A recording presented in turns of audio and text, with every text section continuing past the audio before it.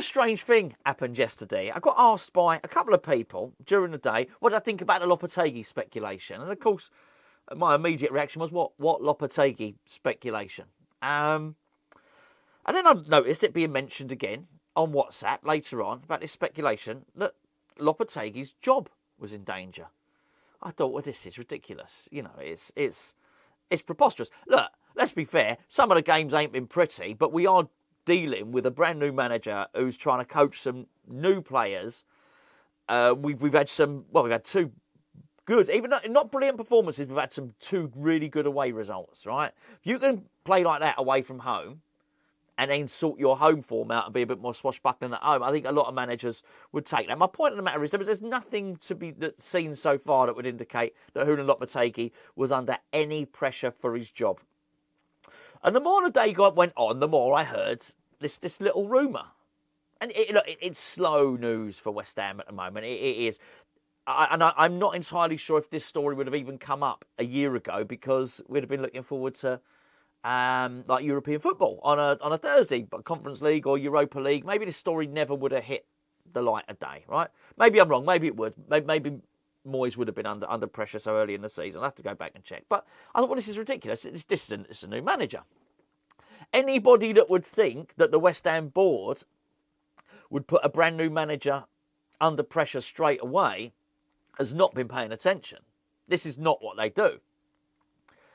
Say what you want about, let's be fair, concession ticketing, the stadium move, a lot of stuff which has been terrible. But they do back their manager. But I think both with time and financially. And I think it's fair to say that. So I looked at this speculation. I thought, this is absolutely ridiculous. And I thought, are any of the big hitters reporting this? So Sky Sports reporting it? No. TalkSport? No. Which probably tells you everything you need to know. But look, curiosity got the better of me. I did a little Google search because by the end of the day, I'd heard the rumour 4 or 5 times. I thought, right, okay, let's have a little look. And, it was out there that this was a rumour that was doing the rounds. And I think the thing that really caught my attention was an article by a website called Football Insider. Now, the reason they caught my attention was that was the website that broke the Ruben Amorim story, which demonstrates that they got some contacts, right? They were the ones that said he was flying over for talks. They were the ones that published a picture and said, look, this is him boarding a jet for talks with West Ham. They broke the story. That was a big deal. That's one of the big stories for West Ham of the summer.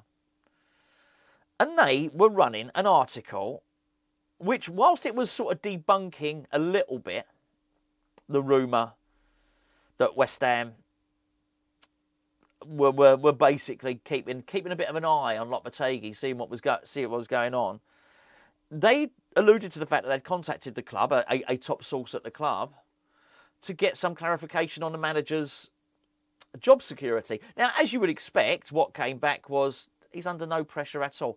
But there was a little, as the devil's in the detail sometimes, and there was a little bit in the article which said something along the lines of, whilst Lopetegui is under no immediate pressure, he is under pressure to improve during the 24-25 season. Now, it's funny when you hear things phrased like that, because I'm not great with dates. So, look, I don't even know when bin day is, right?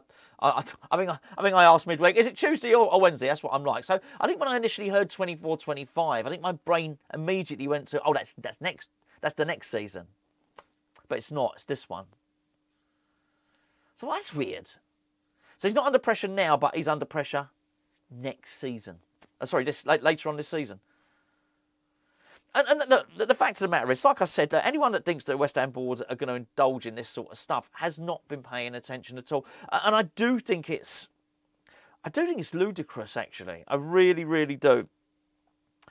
Because, look, not everything Lopetegui's done straight away has been perfect, but were we ever going to get a perfect manager to come in? No. Listen, some of the football has been a little bit boring, and some of the selections have had you scratching your head. But you are still dealing with a new manager who's coming in, who's trying to implement his new system,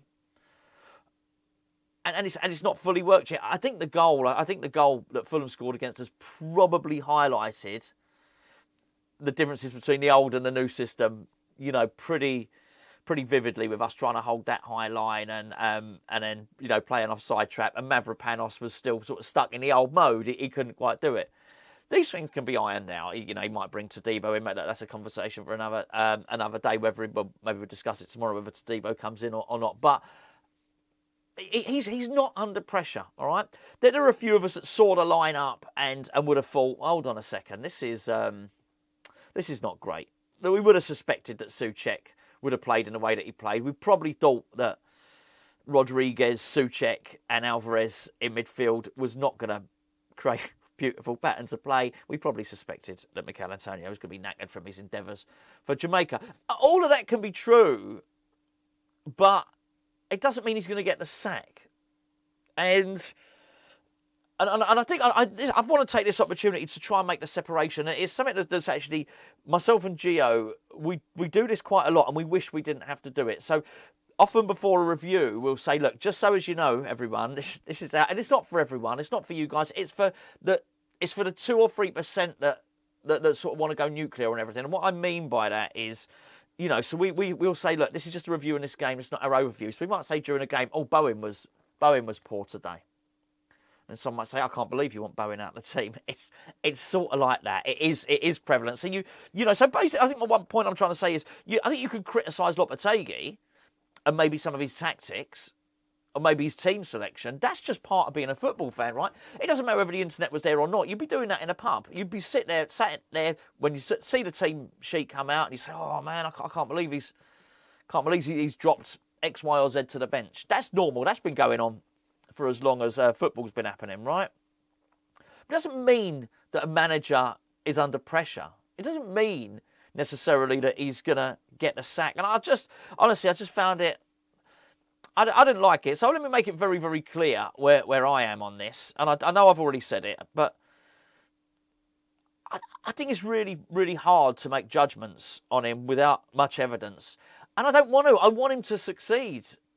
And I suspect, as I mentioned earlier, those 2 away results bode really well.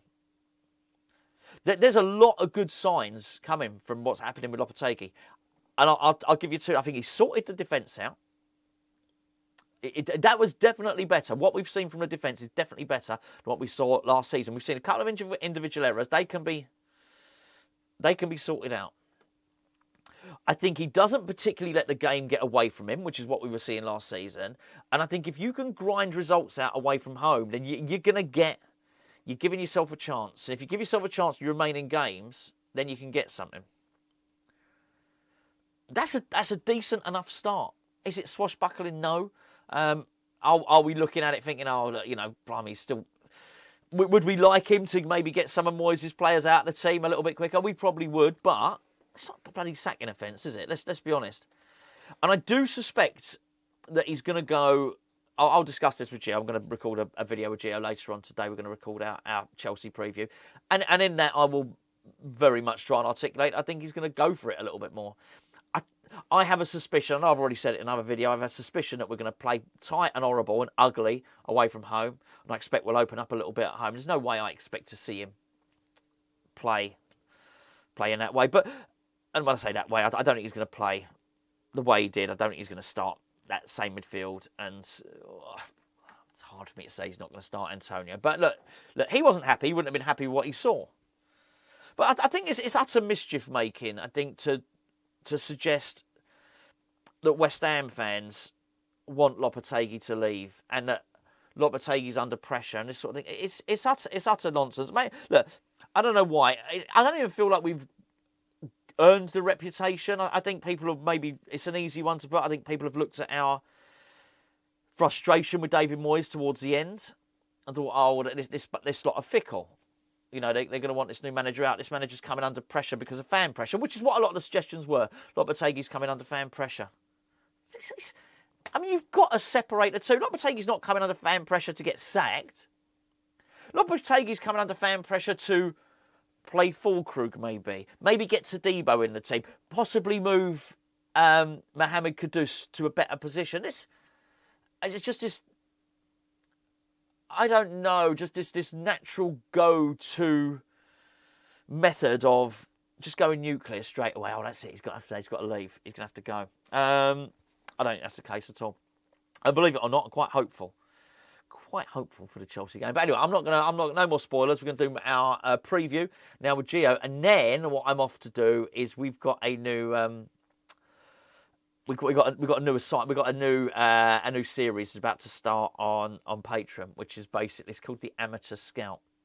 So I've been given some scouting homework to do and access to the best scouting reports and footage in the world. I've been given access to the professional scouting. I've basically been given access to the professional scouting network.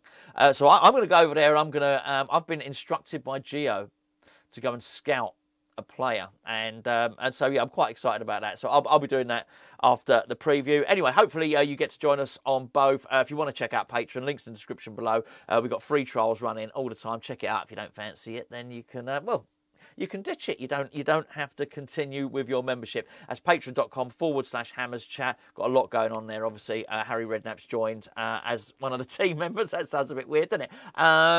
As be doing a regular podcast with us, so we're absolutely thrilled with that. Right, I'll catch up with you tomorrow.